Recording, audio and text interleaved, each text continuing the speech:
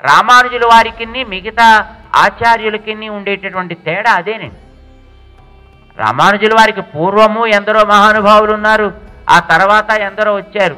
కానీ వారందరూ ఈ జనాలని భగవంతుడి దగ్గరికి తీసుకువెళ్ళే ప్రయత్నం చేశారు.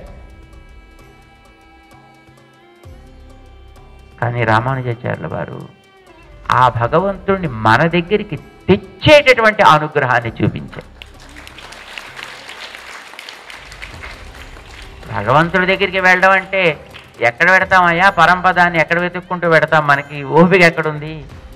ఎలా పెడతాం? కనుక ఈ దేహాంటూ మనం వదిలిన తర్వాత వెళ్ళే దారి మనకి శాస్త్రాలు చెబుతున్న మాట అయితే వాస్తవం. అర్చి దిన పూర్వపక్ష షడుదంగమాస అబ్ద వాత అంశుమత్లో విద్యుత్ వరుణ ఇంద్రధాతృ ఇవన్నీ కూడా చెప్పారు, కరెక్ట్.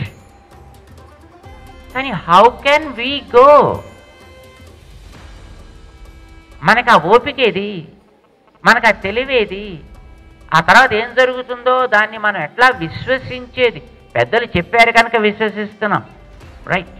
గ్రంథాలు చెప్పాయి కనుక విశ్వసిస్తున్నాం, రైట్. కానీ అది అనుభవంలో మనకి దూరం. అందుకే రామానుజాచార్యుల వారు మనని పరమపదానికి తీసుకువెళ్ళే ప్రయత్నం చేయలేదండి. పరమపదాన్నే మన ముందుకు తీసుకొచ్చి నిలబెట్టేటటువంటి దయని చూపించారు. చేత నాయన, దైవాని కోసం నువ్వు ఎక్కడికో పోకయా, దైవం నీ కోసం ఎక్కడికే వస్తుంది. శ్రీమూర్తిగా నీ దగ్గరికి వస్తుంది, ఆలయంగా తన సన్నిధానాన్ని చేసుకుంటుంది, ఓంకారంలో తానుంటుంది. కనుక ఓంకారం మనకందరికీ మంత్రం. ఆ ఓంకారంలో ప్రతిపాదన జరిగేటటువంటి తత్వం మనకందరికీ ఉపాస్యం. దాని సేవ మనకి పరమార్థం.